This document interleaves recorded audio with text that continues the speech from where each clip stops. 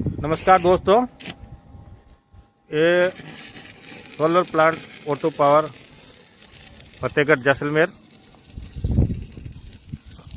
आज हमारा काम चल रहा है वेल्डिंग का। जो हमारा सुपरवाइज़र अमित सर है, वो अभी वेल्डर कोई मिला नहीं तो फिर इनसे करवा रहे हैं।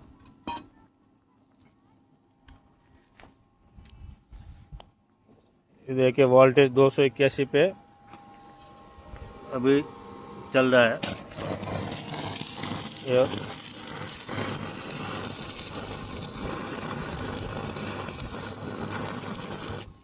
ये जो ICR पे जो लाइटें लगेगी उसके लिए स्टैंड बना रहे हैं।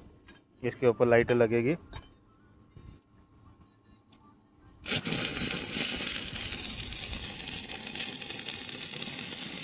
ये हमारा हाईटेक के सुपरवाइजर है अमित दीवाना, यूपी बलिया के रहने वाले हैं ये।